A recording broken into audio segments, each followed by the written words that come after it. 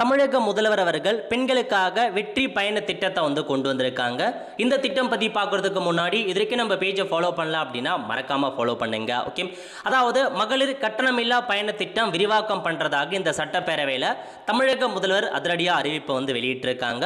So முதற்கட்டமாக மாநகரம் நகர பகுதிகளில் இயங்கும் எக்ஸ்பிரஸ், எல்எஸ்எஸ், டீலக்ஸஸ் அரசு பேருந்துகளில் மகளிர் கட்டணமில்லா பயணம் மேற்கொள்ளலாம் அப்படின்ற மாதிரி சொல்லிட்டாங்க. ஸோ மாநகர நகர பகுதிகளில் இயங்கும் எக்ஸ்பிரஸாக இருக்கட்டும், எல்எஸ்எஸ்ஆர் இருக்கட்டும், டீலக்ஸ் போன்ற அரசு பேருந்துகளில் மகளிர் இலவசமாக பயணம் பண்ணிக்கலாம். அதேமாரி மாவட்டங்களுக்கு இடையே பயணம் மேற்கொள்ள ஏதுவாக புறநகர் மற்றும் மலைப்பகுதிகளில் சாதாரண கட்டண பேருந்துகளில் மகளிர் கட்டணமில்லா பயணங்கள் மேற்கொள்ளலாம். ஸோ மாவட்டத்துக்கு இடையே நீங்கள் பார்த்தீங்கன்னா இலவசமாக நீங்கள் பயணம் பண்ணிக்கலாங்க. அதேமாரி பார்த்தா இந்த ஸ்கீமை எப்போ செயல்படுத்துகிறாங்க அப்படின்னா காந்தியடிகள் பிறந்த நாளான அக்டோபர் 2ஆம் தேதி முதல் இந்த திட்டத்தை செயல்படுத்த அரசு முடிவு பண்ணியிருக்காங்க.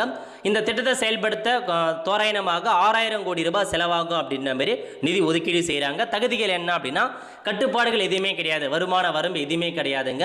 நீங்கள் பெண்களாக இருக்கீங்க அப்படின்னா இலவசமாக எல்லா பேருந்துகளுமே பயணம் பண்ணிக்கலாம். இந்த திட்டத்தை விரிவாக்கம் பண்ணியிருக்காங்க.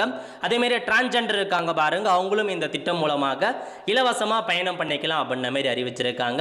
நல்ல ஒரு திட்டங்க. உங்களுடைய கருத்துக்களை தெரிவிங்க. அடுத்த ஒரு நிலையோல் சந்திப்போம். நன்றி, வணக்கம்.